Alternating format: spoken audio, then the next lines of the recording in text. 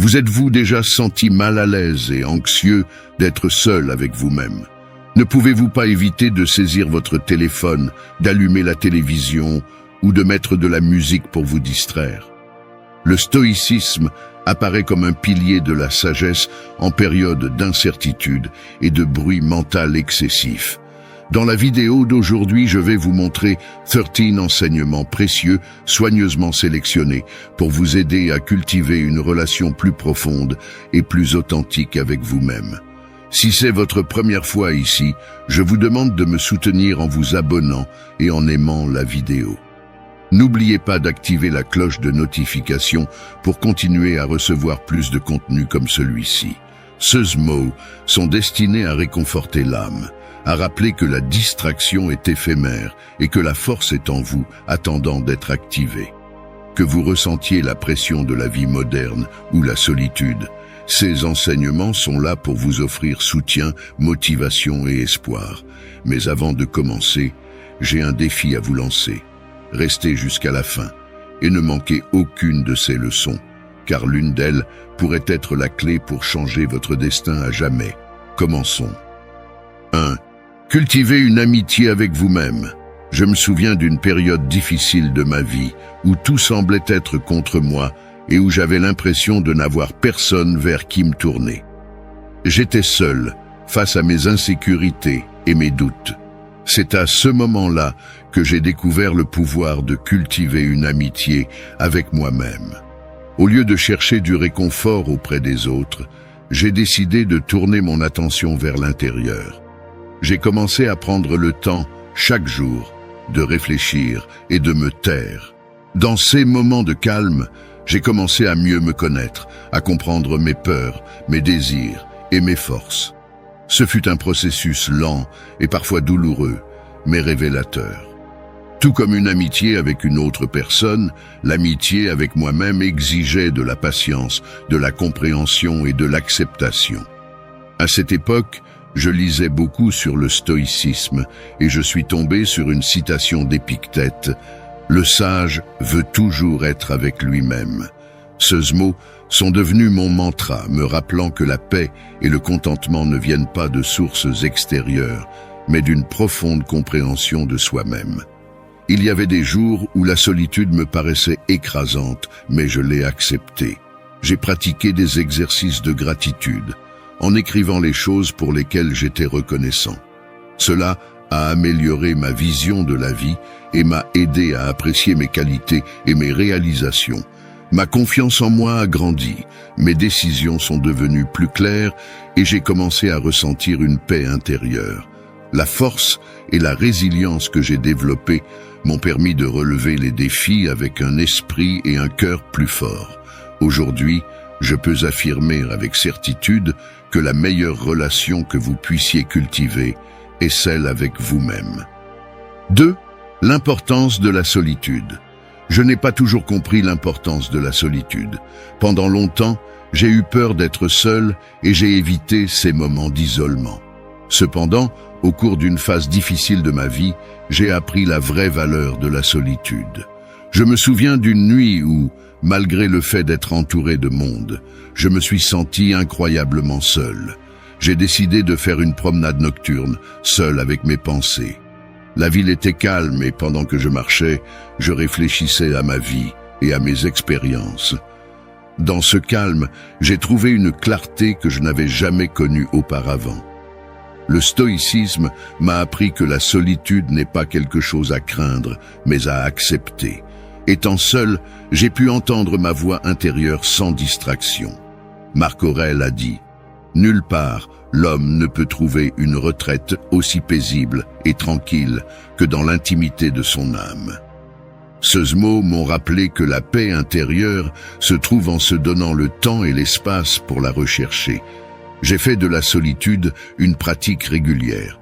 Chaque jour, il consacrait du temps à être seul, à méditer, à lire ou à réfléchir. J'ai trouvé ces moments revitalisants, me permettant de me ressourcer et de voir le monde avec une perspective renouvelée. J'ai appris à apprécier ma propre entreprise en faisant des activités qui me plaisaient et en me connectant plus profondément avec moi-même. La solitude m'a appris à être autonome et à trouver de la force en moi-même, sans avoir besoin de la validation constante des autres. Aujourd'hui, j'apprécie profondément ces moments de solitude qui m'ont permis de grandir, de guérir et de découvrir des parties de moi-même qui autrement seraient restées cachées. Troisièmement, vivre selon le présent. Vivre dans le présent était une leçon difficile à apprendre. J'avais l'habitude de m'inquiéter pour l'avenir et de regretter le passé jusqu'à ce qu'un moment, ma perspective change. Un après-midi, en regardant des enfants jouer dans le parc, j'ai réalisé qu'ils profitaient du moment sans souci. J'ai compris que je pouvais aussi vivre dans le présent, mais je l'avais oublié. J'ai commencé à étudier le stoïcisme et je suis tombé sur une citation de Sénèque. À mesure que nous retardons la vie, elle s'accélère. J'ai réfléchi au nombre de fois où j'avais arrêté de profiter du présent à cause de pensées sur le futur ou le passé. J'ai décidé de faire un changement conscient et de pratiquer la pleine conscience ou proche. Je me suis consacré à être vraiment présent dans chaque activité quotidienne. Au début, c'était difficile, mais avec le temps, c'est devenu naturel. J'ai utilisé la technique de respiration consciente, en inspirant profondément et en expirant lentement pour me débarrasser de mes inquiétudes.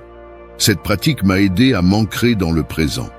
J'ai remarqué des changements significatifs, moins de stress et plus de joie dans les petites choses.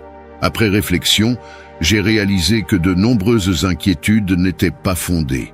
L'avenir est incertain et le passé ne peut être changé, mais le présent est tout ce que nous avons. En vivant dans le présent, j'ai trouvé la paix intérieure. Chaque instant est un cadeau. Vivre pleinement le présent est la clé d'une vie heureuse et satisfaisante. Quatrième, contrôle des émotions. Contrôler les émotions est une compétence que j'ai toujours admirée chez les autres, mais que j'ai trouvé difficile à maîtriser. J'avais l'habitude de réagir de manière impulsive aux situations stressantes. Un tournant m'a amené à reprendre le contrôle de mes émotions et à améliorer ma vie. Je me souviens d'un jour au travail où tout allait mal. Un projet échouait, mon patron était bouleversé et la pression montait. J'ai explosé et j'ai laissé la frustration prendre le dessus sur moi. J'avais honte et je savais que je devais mieux gérer mes émotions. J'ai commencé à approfondir la philosophie stoïcienne. Une citation d'Épictète m'a interpellé. Ce ne sont pas les choses qui nous dérangent, mais nos opinions à leur sujet. J'ai compris que mes réactions émotionnelles étaient causées par la façon dont j'interprétais les événements. J'ai décidé de changer.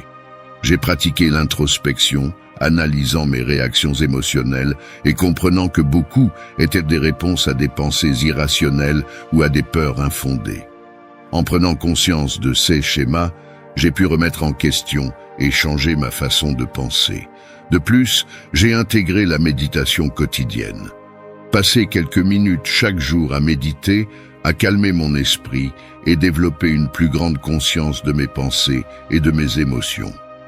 Cette pratique m'a permis d'observer mes émotions sans les juger ni réagir de manière impulsive. J'ai appris à respirer profondément et à réagir de manière plus contrôlée et rationnelle. Au fil du temps, j'ai remarqué une grande différence. Mes relations personnelles se sont améliorées et au travail, j'ai gagné le respect de mes collègues pour rester calme sous pression. Contrôler ses émotions demande de la pratique et de la patience, mais c'est possible. J'ai appris que contrôler mes émotions ne signifie pas les réprimer, mais les comprendre et les gérer sainement. Si vous sentez que vos émotions sont hors de contrôle, rappelez-vous que vous pouvez changer cela. Grâce à l'introspection, à la méditation et à une pratique constante, vous pouvez développer la capacité de rester calme et clair dans n'importe quelle situation. 5.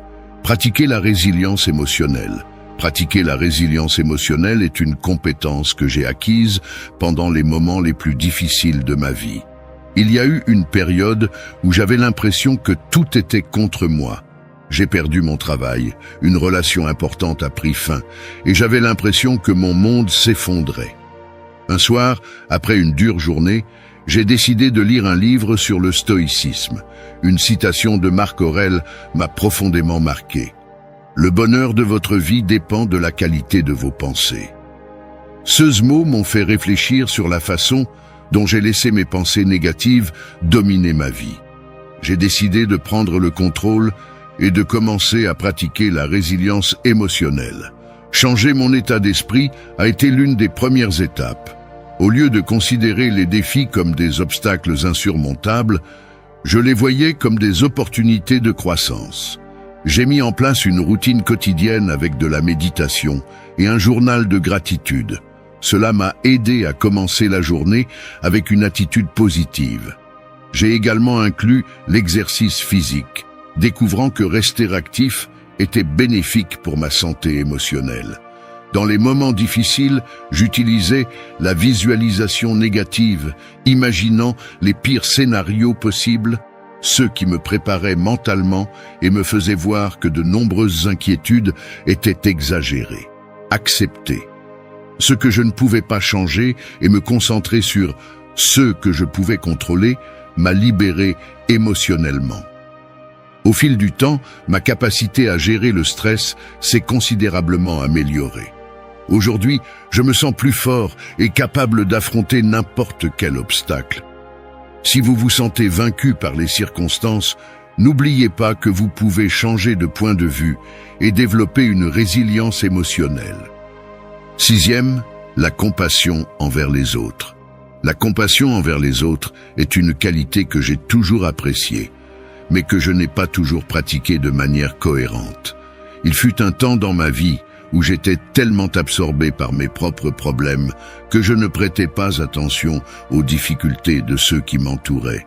Je me souviens d'une époque où un ami proche était confronté à des problèmes personnels et, bien qu'il m'en ait parlé, je ne lui ai pas accordé l'attention qu'il méritait. Un jour, il m'a traité de désespéré et j'ai réalisé à quel point il avait besoin de mon soutien. J'ai ressenti une profonde honte et j'ai décidé de changer d'approche. J'ai commencé à étudier la compassion et comment l'intégrer dans ma vie quotidienne. Une citation d'Épictète disait « N'oubliez pas que d'autres sont également confrontés à leur propre lutte ». Ces mots m'ont rappelé que nous portons tous des fardeaux invisibles. J'ai commencé à pratiquer activement la compassion, en accomplissant quotidiennement des actes de gentillesse, comme écouter attentivement ou offrir de l'aide sans rien attendre en retour. J'ai également pratiqué l'empathie, en essayant de comprendre les points de vue et les sentiments des autres. J'ai appris à être plus patient et compréhensif.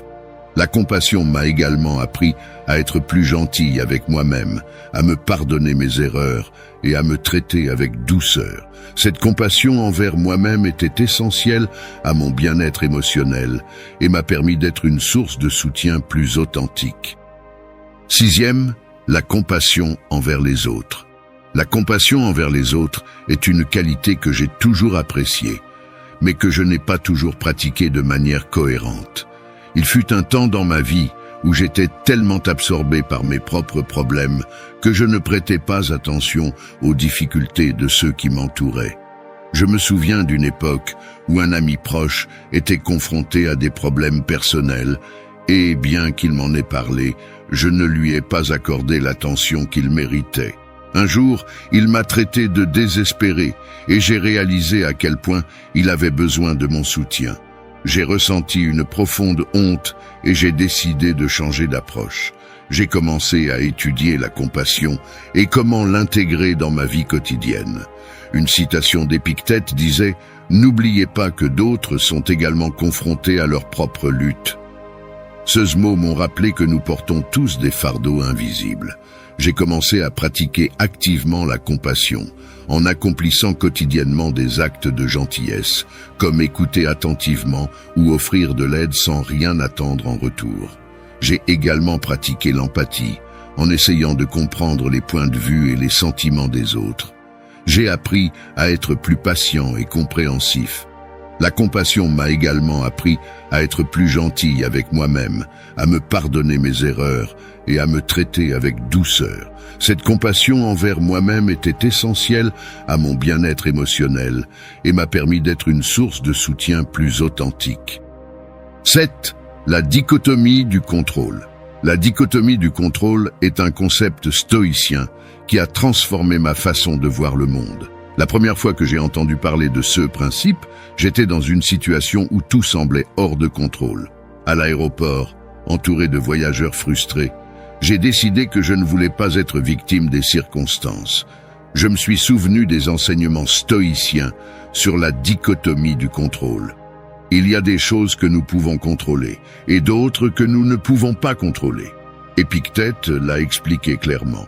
Certaines choses sont sous notre contrôle et d'autres non. Ces mots m'ont donné une nouvelle perspective sur la façon de relever les défis.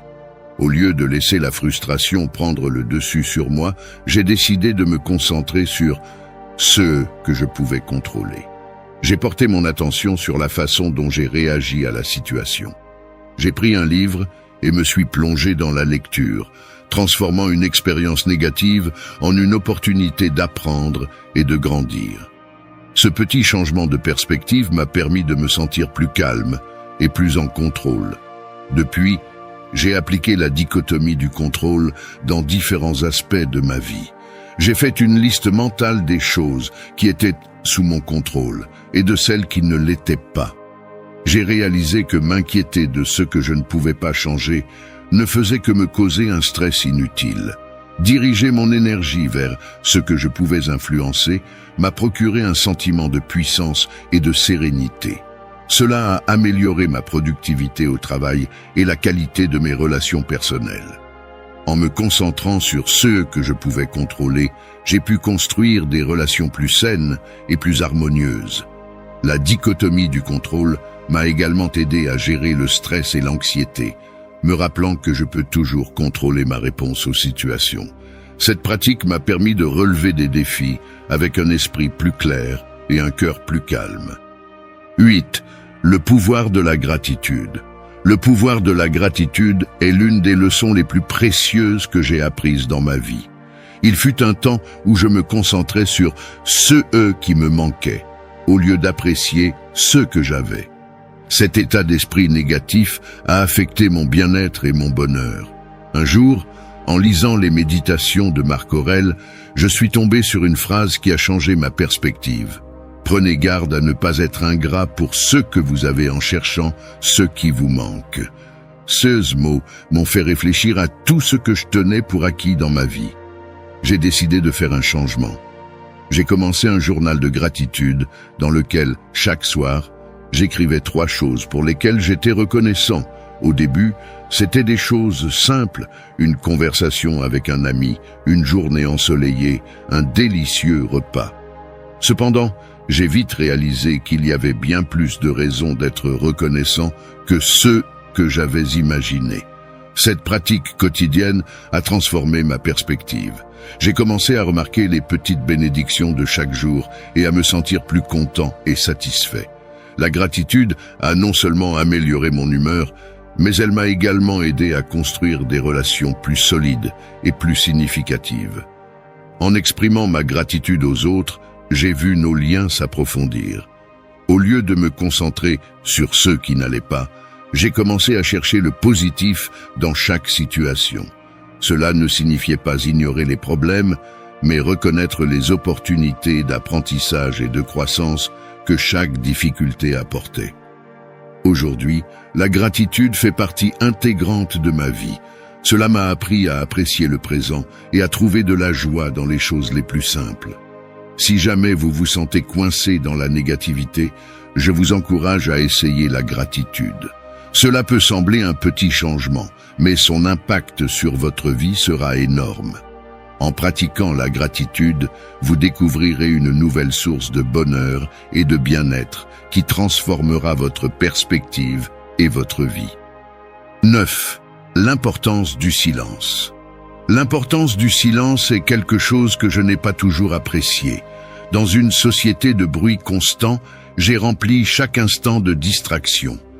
Ce n'est que lors d'une période de surcharge sensorielle que j'ai réalisé à quel point j'avais besoin de silence.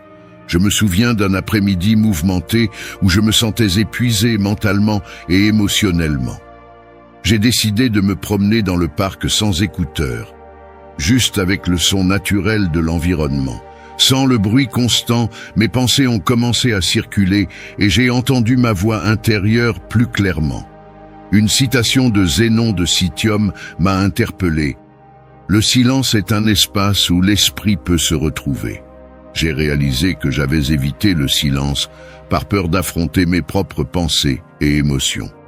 J'ai commencé à intégrer des moments de silence dans ma routine quotidienne, que ce soit par la méditation, en m'asseyant tranquillement pendant quelques minutes chaque matin, ou simplement en éteignant tous les appareils.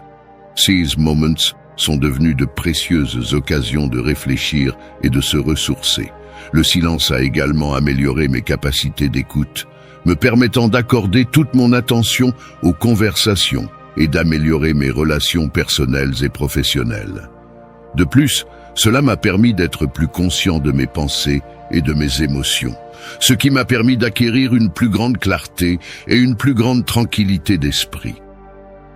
Un enseignement d'Épictète que j'applique est le suivant.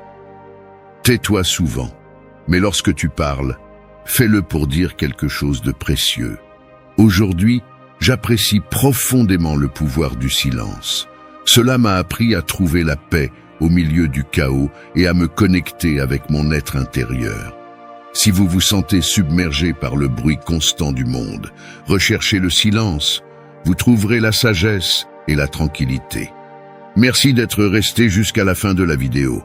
Si vous avez tout vu, commentez « Je suis stoïcien » comme notre signe secret, indiquant que vous êtes un véritable apprenant du stoïcisme. N'oubliez pas de vous abonner et de liker la vidéo si elle vous a plu. Rendez-vous dans la prochaine vidéo et rappelez-vous, continuez à cultiver votre esprit stoïque.